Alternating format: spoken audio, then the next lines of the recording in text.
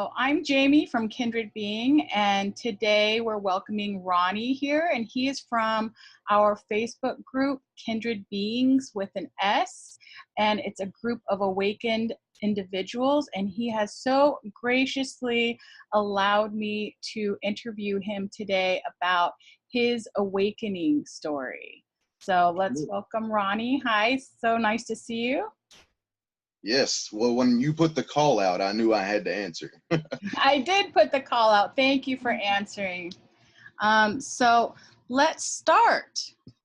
So what led you to your awakening? Were there any events that were happening that led you?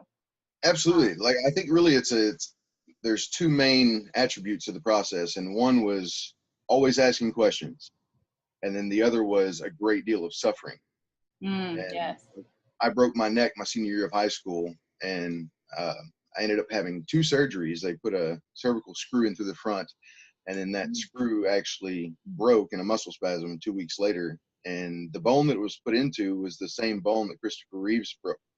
Oh, wow. Superman.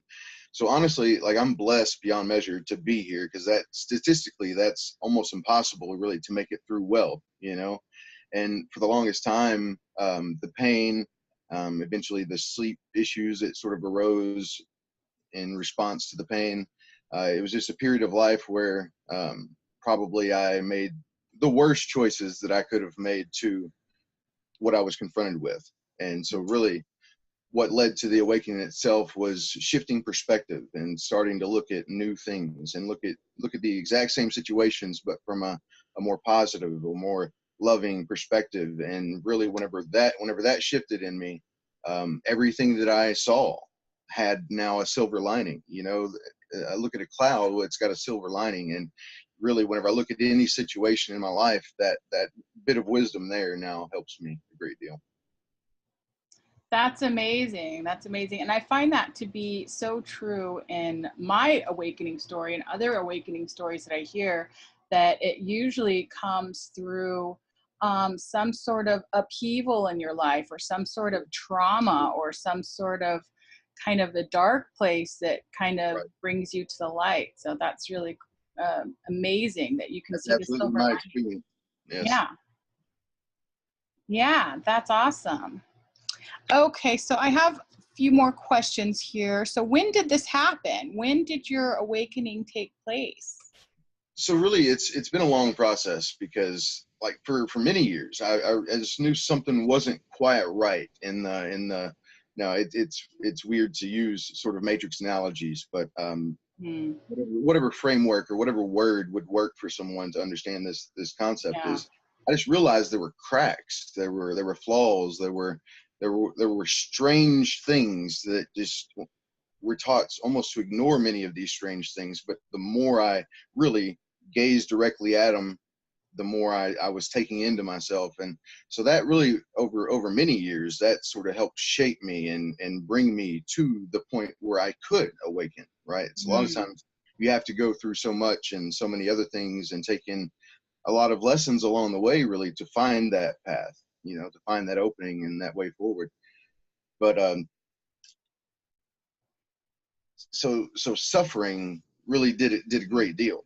But I would have to say that one of the things that really started triggering me was triggering me towards positivity, right? was whenever my little girl was born.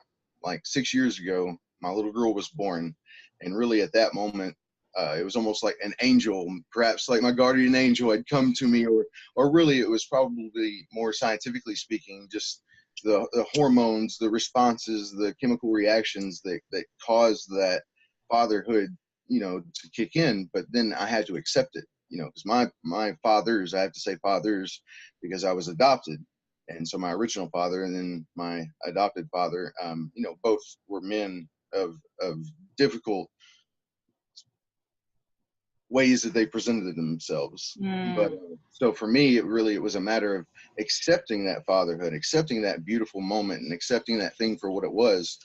But probably the true awakening didn't really occur until about 2 years ago. And I ended up getting into sort of a physical, mind you, at this point, I'm 265 pounds. You know, I was Wow. extremely unhealthy. I had high blood pressure. I was on medication for that. I had high cholesterol, medication for that. And I had a fatty liver, you know, and so I had many issues that were bothering me.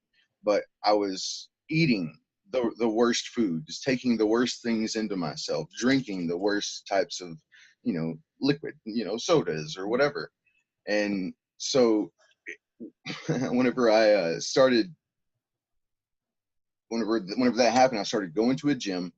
I started studying. I started looking into nutrition. I started looking into like the types of vitamins that helps your body truly process the things that you take in. And then I started learning about ketosis and fasting and intermittent fasting. And so along the way over these 2 years, I've lost 90 pounds. Like, Wow, and that's amazing. I've got a bicycle now. I end up going out 10, 12, sometimes 20 miles. I just love those trips. I've used nature sort of as a form of therapy for me. Yeah. And so I'll go out to the river and camp and you know, just spend some time in nature, far away from the Wi-Fi signals, you know, at least as far as I Yeah. can. And I don't know, there's a beauty there, and there's a sort of like a process I've learned. It's like when you go out there and you gather the dead wood and you've lit the fire and you've carried your food or whatever you have, and or you've went out and you've put work into it, you've put effort into it. Well, you could make a, a bowl of soup on a fire with probably dirt and twigs in it, but chances are that soup will taste amazing. Like you know, it has just that investment of personal energy just makes it that much better. Sure. You know, and so that's a process that now is affecting me on making kombucha and ginger bug sodas and just cooking healthier foods and just studying. Right now I'm becoming a personal trainer, so my life shifted greatly just as a matter of shifting my perspective that first time. Right. And just along the way, I've become open to many sources of inspiration and love and the positive effects of many people that have come into my life. Yeah. Yeah, that's so amazing. I like the point you made about how there were several things that led to your awakening. So maybe like even a few smaller awakenings before your major Absolutely. awakening happened. So And you, really, I have to say that I am still awakening. You know, I can't right, say that I have achieved that perfect version of my being, but I have come into the awareness that I can do that. I can literally choose to make myself a better person today so that sure. tomorrow all that work's been done and I am then better. And that's a big lesson is put in that work today. It works, you know, put that effort in and the results will amaze you or empower you or, you know, help you along your way. Absolutely.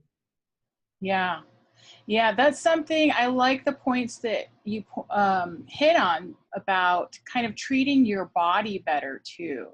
Realizing that, you know, your body is a part of this existence too. And it's kind of your vessel to, you know, make your way through this life and this Right. existence, and treating it well is part of self-love, you know, learning to love Yeah. yourself and treat yourself well and treat yourself, you know, just as well as you would want someone to treat your child, or, you know, think of it that Absolutely. way. And I think that's really beautiful. And kind of when we get our mind, body, and spirit to work all together, then, you know, we can raise our vibration even farther and Absolutely. receive the information, the messages, and the connection that's coming through. So that's a really cool point.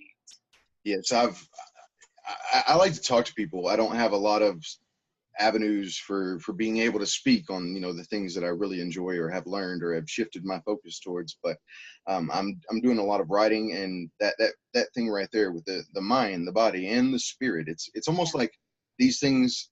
So I don't know how familiar you are, but there's a thing in a car it's called a governor. You know, it's a the ability it's a to change the throttle so you can't get the full effect, right? So it's Mhm. almost like a limiter. Well, it's like the nature of those three things in ourself are like a limiter on the other three or the other two things. So it's like Right. if you bring in the best nutrition to your body, well, then you don't have the baked in characteristics of your body being unhealthy, preventing the proper flow of energy into your mind and the proper chemicals Exactly. in your mind. So you're not going to have the ability to have the best thoughts of which you are capable, as long as you're taking in harmful substances or without regard for your well-being. You know, and so a lot of people have gotten so used to, oh man, this thing tastes so sweet, it tastes so amazing, all these chips, they're so salty, they're so crunchy, it feels so good, and I'm so, oh, I want that, I want that. But then there's other things that can satisfy those physical urges, that like, you know, the crunchiness, the saltiness, Mhm. whatever. There's other things that can satisfy that exact same thing. There's drinks that can satisfy, like this kombucha is amazing. It's slightly sweet, it's made with blackberry, strawberry, hibiscus. It's amazing, right? That But sounds great. it's got probiotics, it's got B Right. vitamins, like it's got healthy stuff that's actually good for you. Whereas these sodas, with that liquid being a type of solution, when it passes through your body, a lot of times it takes vitamins and minerals with it as you excrete it out of yourself. So um, it's weird that we can choose to take better things into our body, and then our mind can open up, then our Yeah. soul can open up, and then you have to begin thinking those better thoughts. You have to wake up each day and say, today I will do something for someone to show my love. Today I will make myself better. Today I will do this. You have to set goals for yourself. If you never set a goal, what will you achieve? Chances are what you've never achieved. And then when your mind begins thinking these more positive thoughts, your body is healthier. Well, then the truest expression of your soul can come forward. But then you have to bring all those aspects of yourself, of your being, to the work that's in front of you to make true progress. Yeah. Well, something that I noticed after my awakening is I stopped craving a lot of those things. And I Yeah, started absolutely. craving, you know, a lot of fresh vegetables and then, Yeah, you know, fresh fruits. absolutely. And then, you know, I made a move to all organic. And that was with the concept of knowing, you know, what you're putting into your body. But it was something that kind of happened after my awakening, you know, just the Right. awakening process. It naturally made me crave good things, you know, that are things that are good for my body. So Sure. um, that's something that happens too. And it just goes hand in hand. It's part of the process, I think. Now, see, the way I look at the term awakening, because see, I'm the type of person, like I'll dive really far into the meaning of a word, its etymology, and its real meaning. So I often will argue semantics, you know. But for me, Hmm. I consider the awakening really it's an entire process. Like we will not Yeah. be able to leave this place until all the lessons that we are meant to take in. I mean, that's one way of looking at it, or until we have attributed our energy to the timeline to have a particular unfoldment of a reality show up in a particular way, whatever our effect is, whatever the reason we're here. I would stand against the people that say it's all meaningless. I Mhm. do feel that there's very much a meaning to everyone's existence. You know, it's like a Mhm. lot of times, though, we have to be able to believe that in ourselves, believe that we are valuable.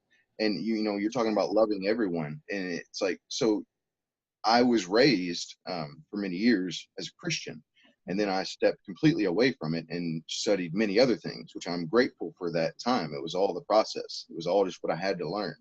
And then I even went so far as to turn absolutely away from everything I'd been taught and took in all these new things. But then at some point, really, it was the tale of the seahorse. It was seeing the Fibonacci spiral and the golden ratio In in everything.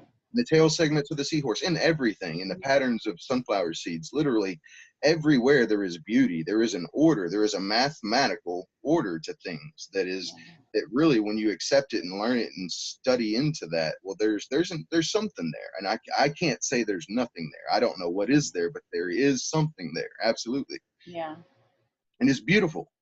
Yes. Yeah. Mhm. Yeah, that's kind of interesting. It parallels my story a little bit, where I was raised really strict religious kind of Christian background. And then I moved away from that in my adult life. And this whole awakening process is kind of bringing me back to some of those core concepts, but in a different way, with a completely In a different spin on it. more meaningful way, I believe. Yeah.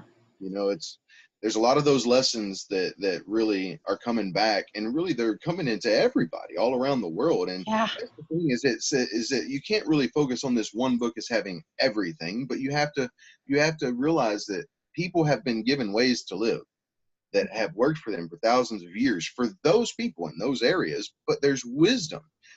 People that even think in a different language have different thought processes on the exact same word, food, idea that you do. Like the sure. Inuit have so many words for snow. Yeah, They could carry on a conversation about I've snow heard that. that we couldn't even, I couldn't, with my language, I couldn't even I couldn't contribute anything to that conversation, you know. Right.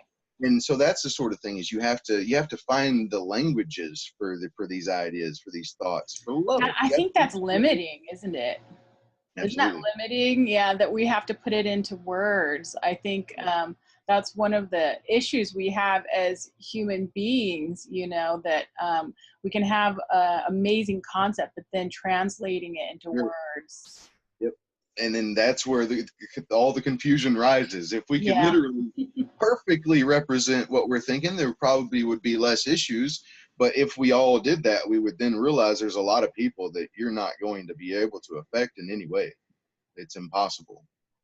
You know, so hmm, certain people, they've accepted their reality and they haven't questioned it, and they've given over in themselves. And in that moment, it doesn't mean it will never come. Like 10 years ago, having this type of conversation with me wouldn't even be remotely possible. So right. I have to give thanks where it's due, and it's to this process, this time, um, like emotion shaping process that really has I feel given me a lot of wisdom, and I'm grateful for that.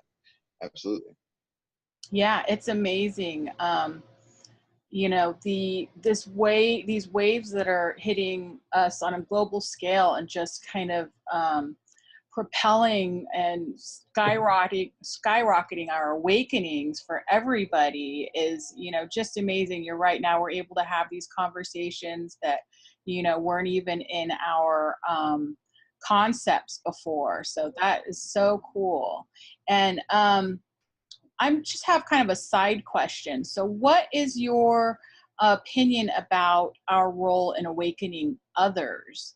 You know, is that something that we do actively? Is it something we do by example? Is it something we do frequency wise, just but with our energy? What's your Sure. opinion on Well, so now that gets into really, it's almost, it would be akin to all the various doctrines that could arise out of any teaching, whether it's, you know, a Native American, or whether it's Indian scripture, or whether it's, you know, the Bible itself.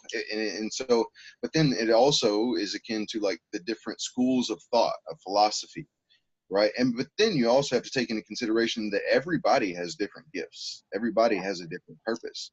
Some people can simply just exude emotion in a way, in a positive way, that it fills that space where it's needed. But Yeah. then there's some, I'm a different sort of individual. Like I have to speak, I have to create, I have to bring something forth, I have to channel my thoughts, so, you know, put an order to the almost the chaos of thought. For me, that's how I, you know, move forward. It's I think a lot, perhaps way too much, you know, but Mhm. it's this sitting and thinking and really coming to an understanding. There's teachers, there are people that are teachers, there's people that literally can break concepts down in ways and speak on them in ways that make sense, or that can so often also be able to address points that might come up along the way. Sure. Because Like kind of I connect the also, dots for the rest of us. absolutely, so everyone has a purpose. So for me to say that there's one way to do to have an effect, Yeah. I couldn't begin to do that. But Right. I do believe that we all have different ways. But then, to give a personal opinion, I feel that there's this idea, well, everything is perfect just the way it is. Everything is absolutely fine just the way it is. And although, yes, to some degree, the overarching plan, I do have to say there it is a perfect plan, but still, yeah, we have those choices to make in each situation. We are making choices in each situation. So we have to acknowledge the choices we're making and really look at them objectively and see what the effect of them is going to be. Like, everything is perfect. You're perfect, but you make decisions each day, as I do, as we all do. We make decisions. And by engaging that part of our being, we make mistakes. When we Mm-hmm. make these decisions, we do make mistakes. So, but then I feel that everyone has a purpose. It's kind of like almost a little, I hesitate to use the word parable, but it's just like a little story that I've used before. It's like you could have someone walking down the street. They could be heading towards the bridge that down the road, and they're going to jump off. They literally have reached a point in their life where that is their decision. They're going to end their life, right? Right. Well, then you have another person that's just come from the bridge and it was beautiful and they're happy, and they happen to look at this person and they say, hey, how's it going? Good morning or good afternoon. They smile, they engage, they share a little of their personal energy with that person, and it has such an effect. So it's like I sit around thinking of ideas or things like this all the time. But so this person, see, it wasn't the person that smiled really that's going to have the biggest effect on the world. That person was there to do a specific job, and they did it, and they smiled, right? Because then what happens? Well, the person that was going down the road to the bridge to jump off, instead he turns into the bar or the coffee shop, right? And there, maybe in telling his sorrows and woes to somebody else hears something, and then that one thing, that one smile, literally could impact everything. And Mm-hmm. that's our purpose. We are here to affect our realities, and we choose each day how we're going to choose to affect that reality. And so that's a matter of perspective. And when we can truly set our perspective on beauty and on love and on the reasons that we should be getting along with each other, instead of finding all the reasons why we might not like a person or a thing or an idea, seek first those things where you can agree on, that are positive, that are good, that find that common middle ground. You have to approach any, even hardcore enemy, you have to approach on some degree of common ground to make any form of progress. But everyone has a purpose. Everyone has a purpose. Who knows what could come of that conversation? Perhaps that man that was dejected and going to kill himself, perhaps he meets a person in there that helps him with his dreams, and all of a sudden all the reasons that he had to not live become the very reasons now that he will live, and live strongly and live beautifully. Yeah. All matter of perspective. Right, like the ripple effect. So it's Mhm. so amazing when you start seeing life that way. And you can kind of pull back and just see the Yes. purpose for every action and interaction between all of us, and how it does have ripple effects. And it's so exciting when you can see that and see that there is a sort of design to things, and that, we are such a part of that as well. It's kind I of agree. amazing. Okay.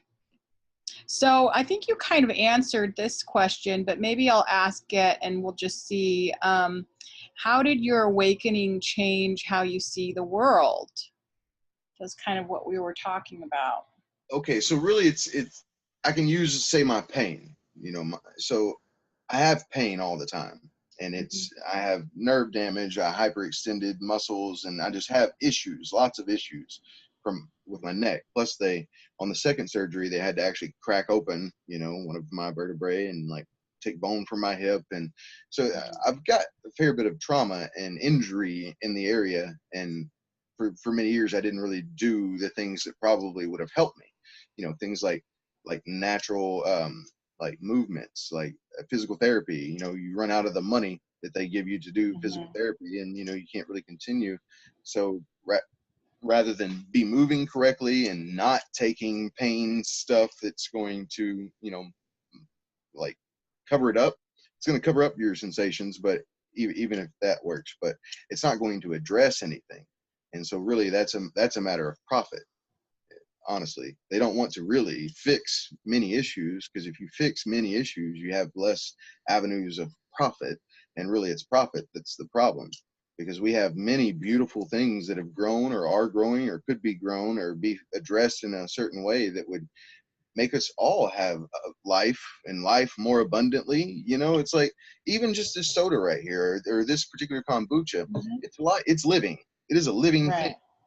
and they're abundant. And it's healthy, and they have created something from the sugar that I could have taken into myself through a really nasty beverage, or whatever, or high fructose corn syrup or whatever.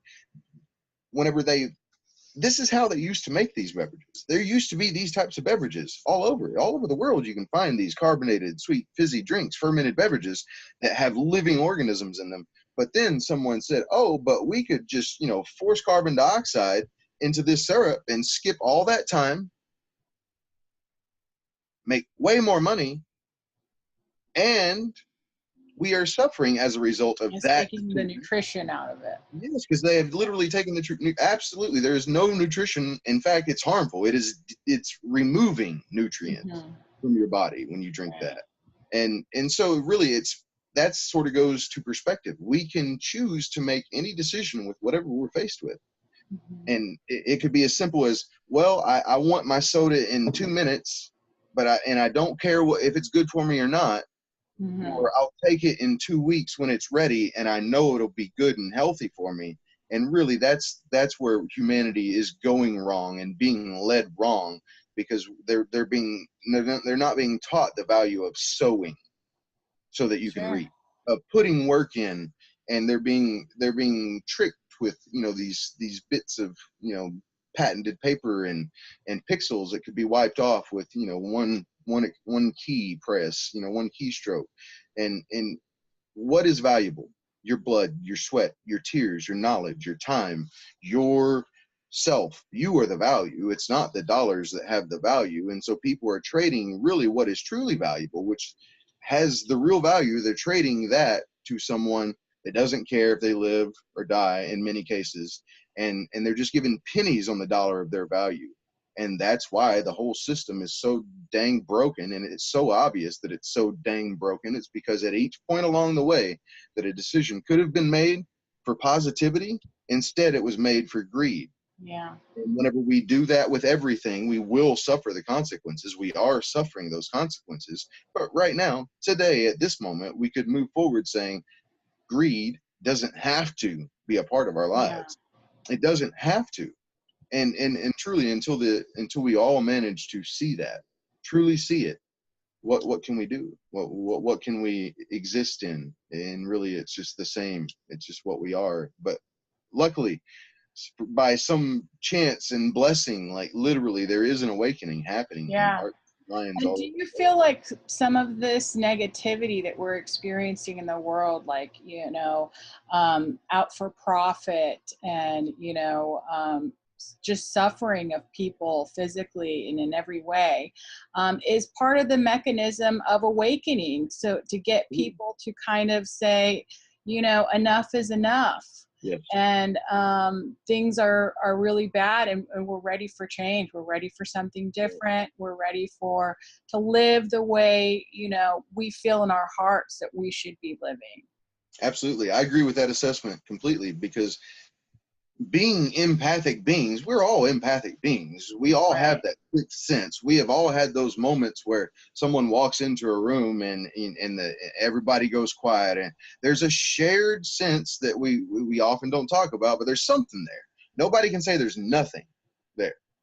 If anybody says there's nothing there, well, they can't possibly be right. If they say there's nothing, now I wouldn't say that every answer you could ever find is there. No, I wouldn't say that either. I wouldn't go to that end. But there is something there. You can feel that whenever it hits you, and it hits you in all number of ways, from raising the hairs or goosebumps or many different things that can signal that something has struck your sixth sense, and it's just hard to deny that there's something there for me.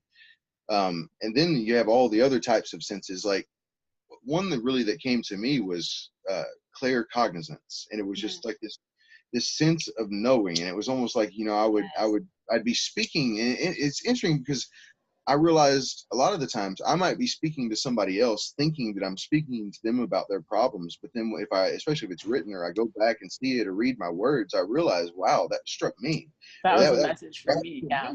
And really, that's one of the tricks to figuring out how to live peacefully with each other, is that we can, if we all choose to have a positive effect on the people around us, and we try to go about that with a true sense of love and unity, well, then every single interaction from that point forward would lead us to the very sense of unity and positivity and love that is possible. But we have to make those choices in each day. Sure, absolutely. So you touched on some senses that you're having. I'm just curious. I'd like to ask, before your awakening, did you notice any of those senses? Did you grow up having, any other abilities beyond our five senses? Did you have any, experiences to open you up to that? Or is that something that happened just after your awakening? So there's a number of ways that I could look at, say, even just that just the claircognizance, which really Yeah.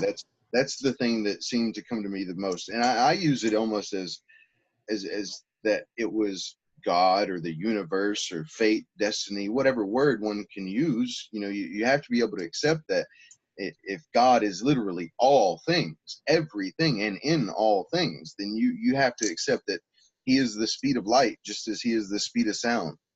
And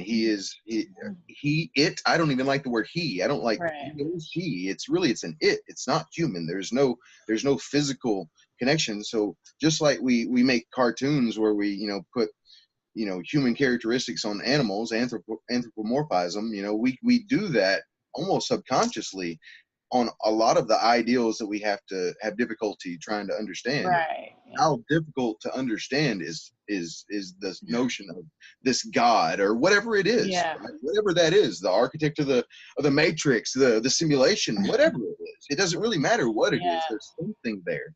And I do know that there are certain laws which seem to hold true, sort of like the law of attraction, and Mhm. this law of perspective, and that you attract those sort of things that you are focusing on. You put out the energies that you have accepted in yourself.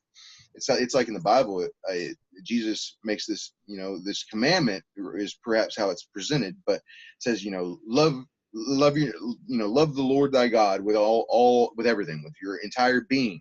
But then also says, and love your neighbor as you love yourself. Or you shall love your neighbor as you love yourself. Well, see, I've come into an understanding of that phrase there. Now, I don't have to have a deep spiritual connection to the book, to those words exactly, especially now that there seem to have been many words changed or altered. Right. But that and sometimes then I occasionally lose train of thought. So you see, it's almost sometimes like the words that are coming are great, but then sometimes Ronnie starts thinking or starts speaking or starts Right. It's like you're channeling your higher self and it's just flowing. And then sometimes we kind of get in the way of that. Yep. But I thought that was really a special thought, special concept. I think we were So, talking. I'm sorry. Let me say that real quick. So it's not that it's a commandment necessarily. It's really for me it's a revelation that you can only love your neighbor as you love yourself. If Right. you don't know that you are worthy of family or love or success or happiness or all these things, if you don't know and accept the ways that you can love yourself and the ways that others try to love you, if you can't accept that and understand that, then you can't really show love to the passerby, to the homeless person, to just a random stranger. You probably won't be the person that looks at that person walking to the bridge and says, "Hey, how's it going?" You know, Yeah. It all starts here, right? It all starts you can inside. only really love as you manage to express self-love. Yeah. It came back to me. So Thank you. Yeah, that's kind of how I see it too, The love starts, inside and it emanates out. So when you have judgments of yourself or, negative self-talk or anything like that, then you might project that onto others. And so you might project those judgments onto other people. And when you love yourself fully and forgive yourself and not judge yourself in the first place, then you can bring that to your relationships with other people and show true unconditional love, no absolutely. matter the situation.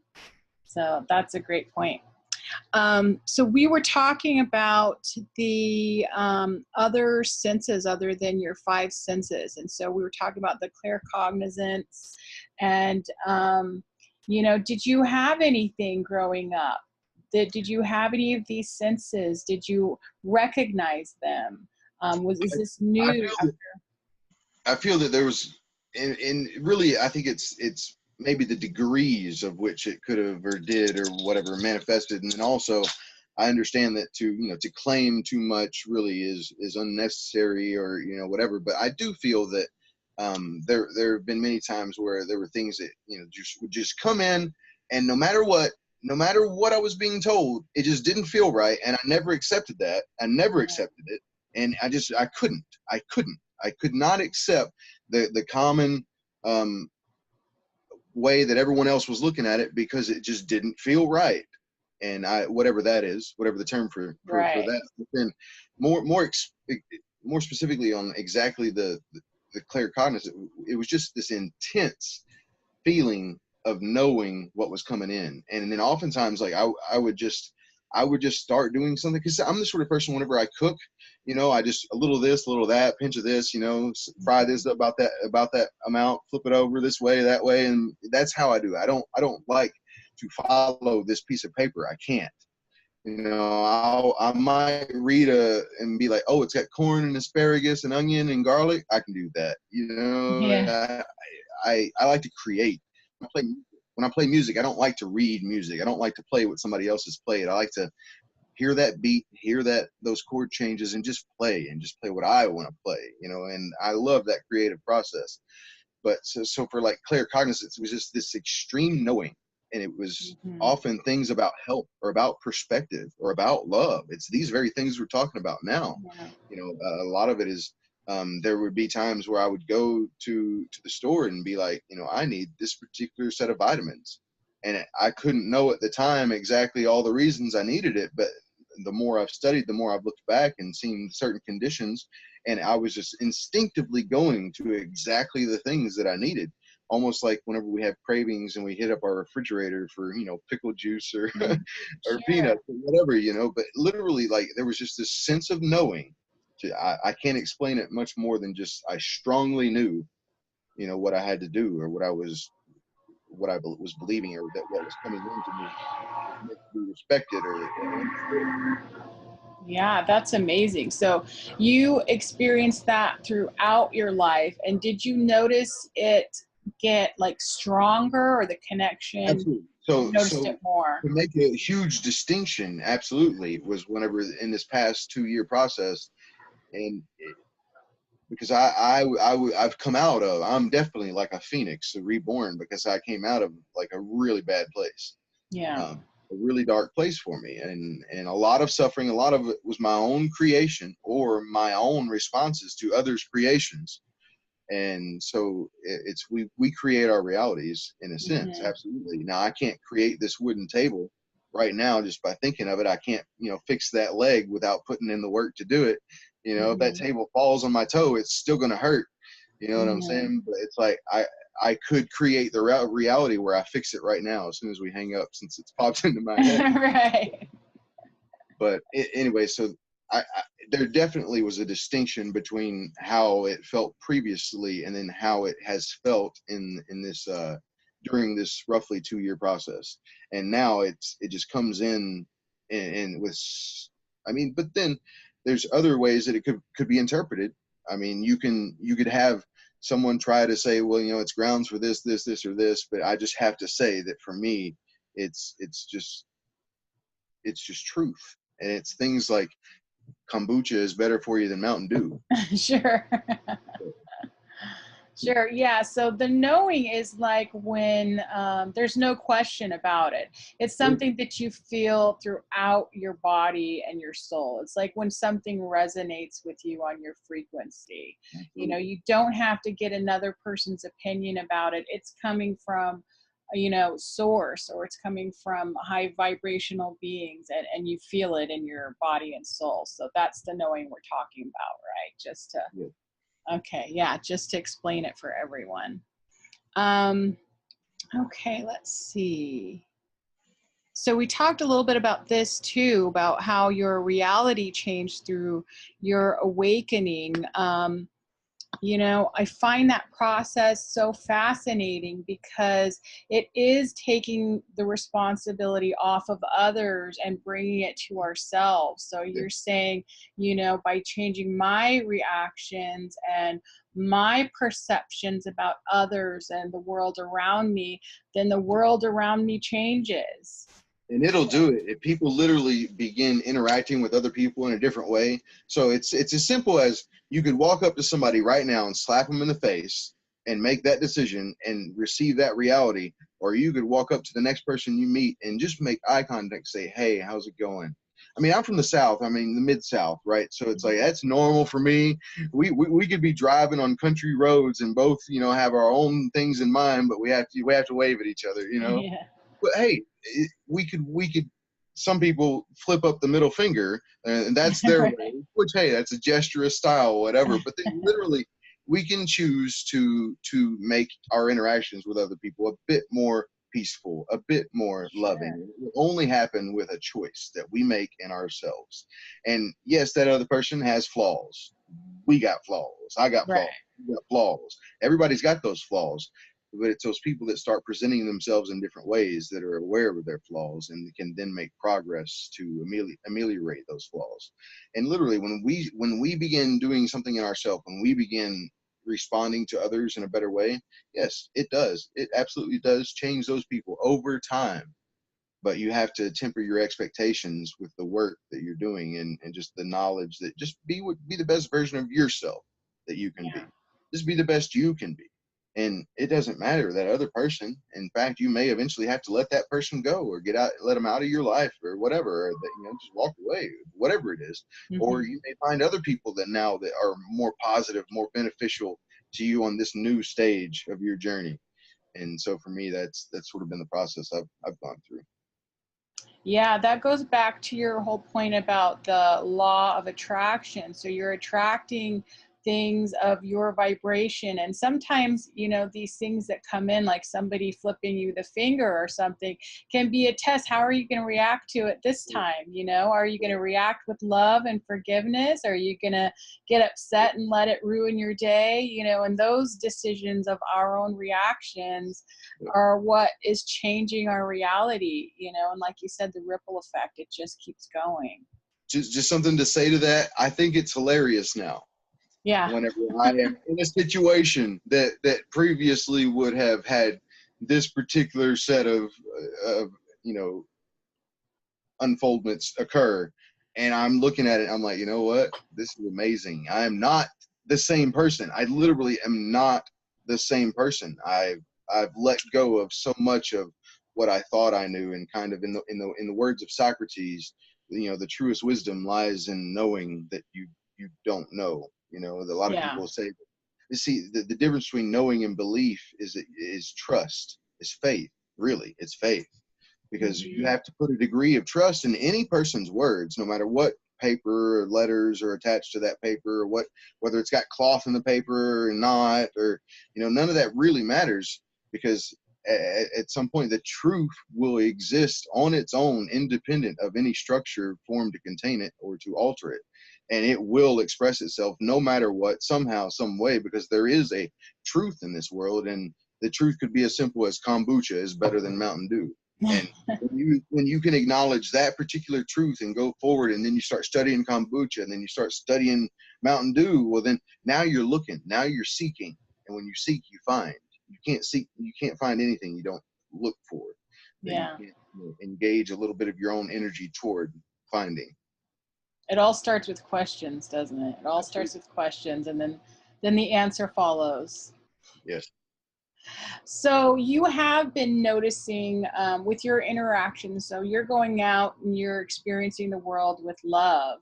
And then so are you noticing that coming back to you in return from the Yes. other Absolutely. people around you? Yeah. Absolutely. Yep. It's really, I have, there was a point where no, I didn't have any of that coming in, because I wasn't ready for it. I couldn't give it to myself. And so the only things I would get would be people responding to how I responded. And Right. the person I was at that point couldn't see that they were responding to how I was responding. I was just seeing that, well, that's them. Well, Yeah. I've now learned that I can affect reality in the moment. I can almost grab the threads of destiny and be like, you know what, I'm going to Sure. alter this moment right here forever. And we can do that. We Yeah. literally can do that. It's It's amazing. amazing. Yes. This stuff excites me so much. I get really excited. Okay, so yeah, we addressed that question too about if it has changed your relationship with others. We kind of discussed that. And, you know, the knowings you have received. So this is the claircognizance again. But, you know, did you receive any major downloads through this experience? The knowing, were there any really large concepts that Oh, yeah. stood out to you that kind of changed the way you see things? You know, just, you know, maybe one or two really big things that kind of hit you, and all of a sudden, you know, everything was different. Yes, absolutely. And I would say that one of them is sort of what I've already mentioned, and it's that notion that the mind, body, and spirit must all be healthy. And then as each part of that whole becomes healthier, then the whole can get exponentially more healthy. And Sure. it's like there's like a V shape, and you just got little pieces down here, but it opens up almost infinitely. It's as to what you could truly become. But it's because we've been taught that we're so insignificant, that we're worthless, that we have no real value, that in the grand scheme of things we're tiny and insignificant, and that's not true. Every single person has a purpose and has gifts that they've been given, that realities that they are meant to affect, but they choose what to do with those gifts. Like, so say if I do have this gift of gab, or whatever phrase one would use for my ability to speak, well, I can use that exact same ability towards any end.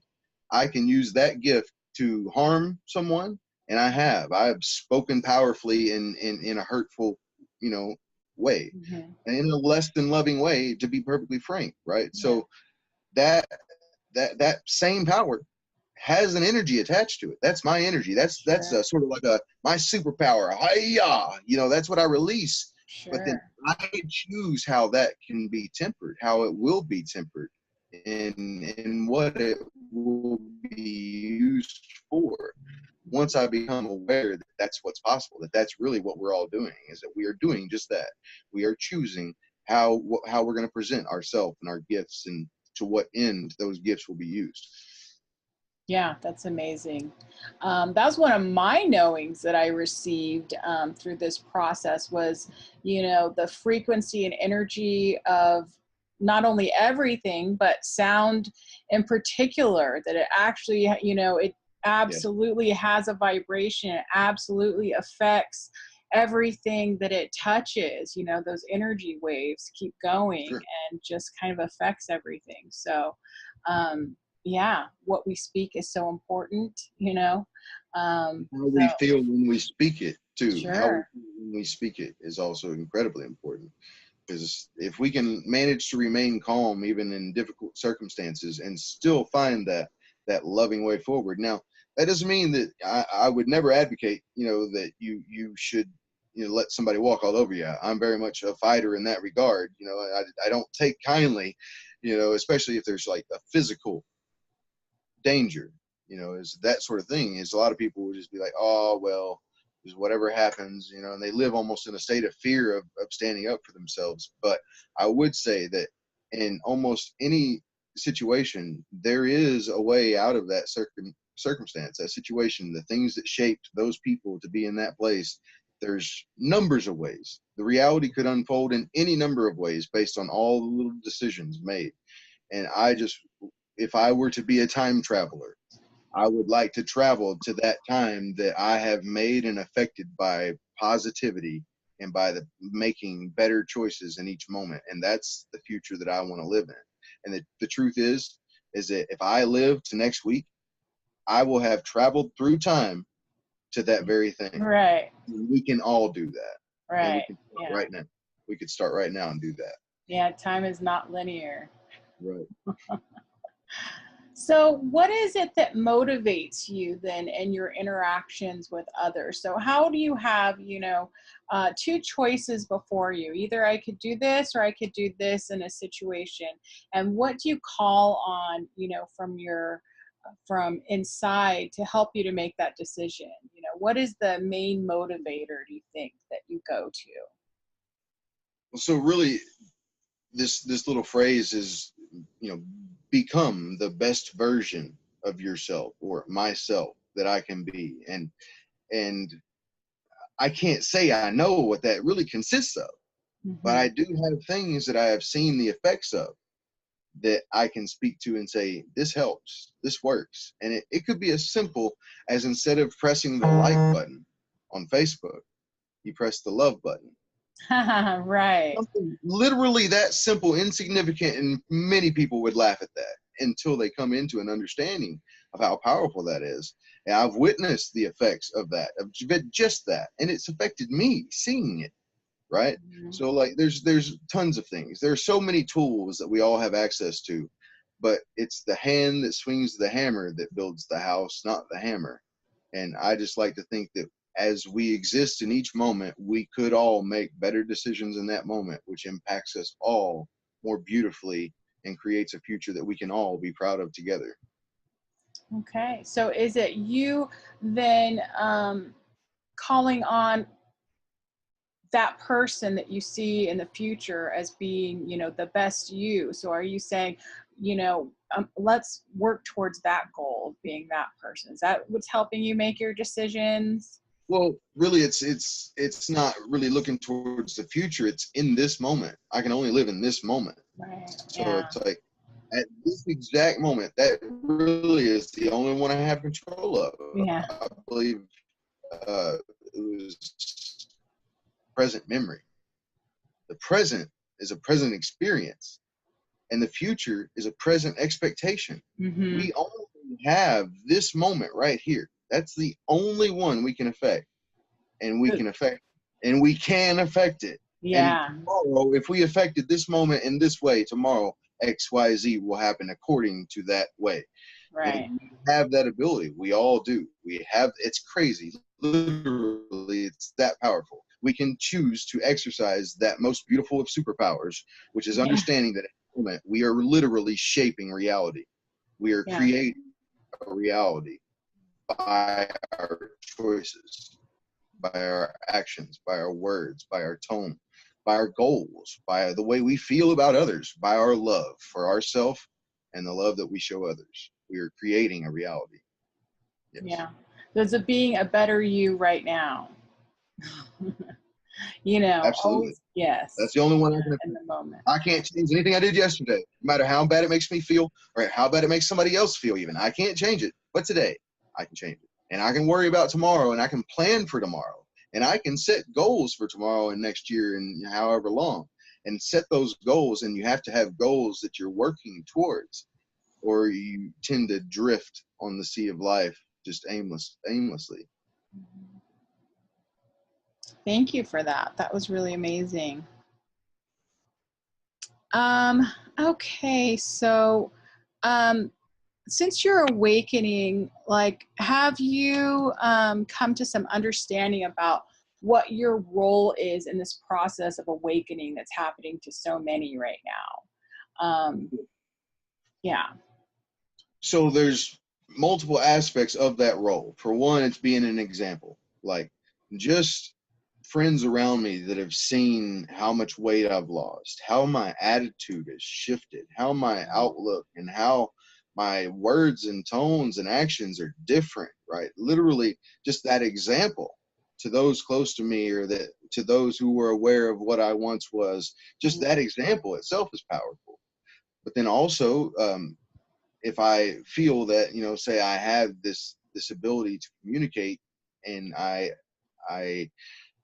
I'm a Leo, I don't mind the spotlight at all. I love it. Then it's like I could thrive in that spotlight for a number of different reasons, up to including simple entertainment or money or whatever. But then I could choose to be in that spotlight for a positive purpose to affect people with my experience, my words, my understanding, with whatever, just being there and being that person that walks down the street. And whenever someone's looking down and dejected, you know, I look at them and I smile, you know, and just every moment that I'm confronted with, I ain't perfect. I'm far from it. I'm far from it. So I can't say that I have managed to achieve that, but I do know it's possible. And it's like, once I know it's possible, well, then now I have to bear that responsibility. Mm. Really? Or, you know, that's Yeah. interesting. Once I realize that I truly do have that effect, well, then it's up to me what I am creating. And see, when Yeah. I believe that when more people would come to understand that they really are affecting people in ways they can't even understand, and that's beautiful. They're meant to. It's supposed to be. I don't know. I just think that people would have a different take on many things, and that they would be quicker to express love and quicker to express an acceptance that leads towards unity rather than an acceptance that leads towards separation. Mm-hmm. Because we can accept things that cause separation, or we can accept things that cause unity. Yeah. And really, it becomes a matter of really looking, asking questions. That's why when you first asked me about my awakening, I included it really was the asking of questions as well Right. as suffering. I feel that led me to this point.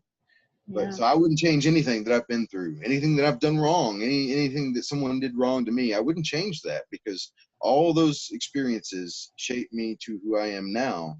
And now I know that I have this power to each moment be a better person or a worse person, like I once was or like I could be.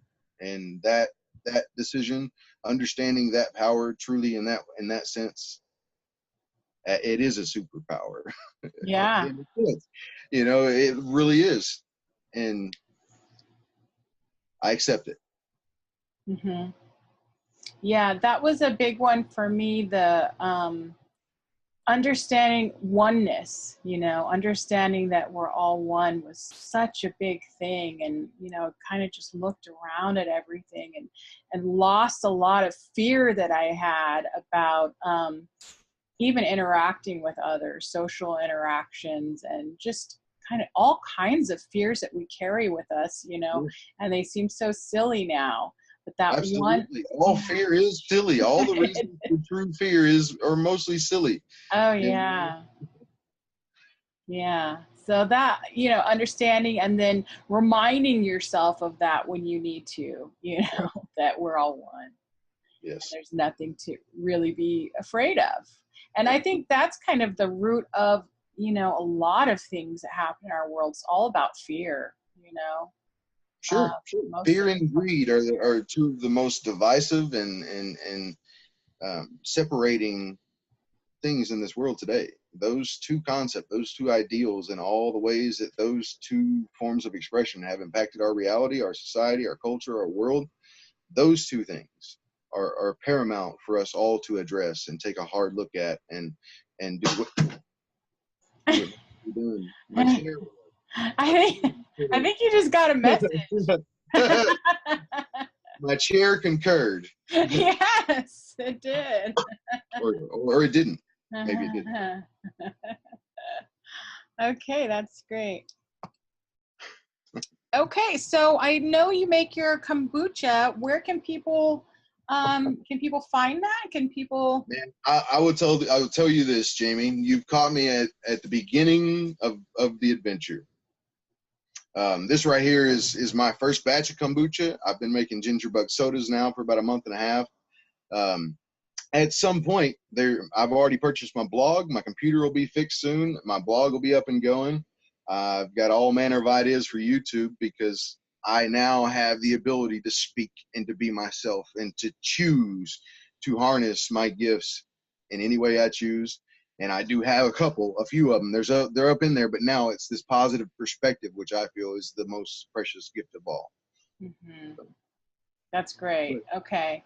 You can't purchase the kombucha, but what I do plan to do at some point is be putting these recipes online, because I would rather teach a man to fish so that he can fish for his entire life, and teach many others to fish, because then everybody would have fish. 100, 1,000 years from now, there would be probably a shortage of fish because of all the people that were taught to fish, right? But Sure. there would be a shortage of people who have profited off a lack of teaching. And Hmm. that's the future I really want to move towards, is the people that just profit off of some of the most evil and harmful reasons in this world.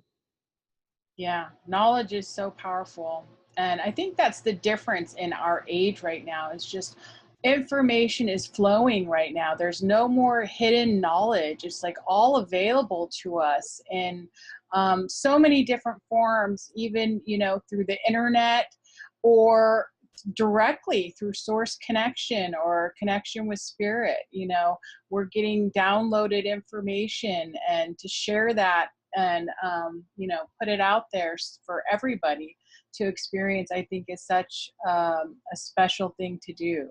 And that's Sure. what we're doing here today. And I want to thank you so much for being a part of it, Ronnie. Absolutely. um, Thank you for inviting me today. Yes. yeah, so when your blog is up, I want to put a link to your blog underneath this video, if Wonderful. that's Yes. all right. And I would I Should can't be wait. working out real soon, so I'll keep you posted. Yeah, I can't wait to see that. Thank you so much. I'm sending you much love, Thank you. and we'll be in touch. All right. Thank you. Okay.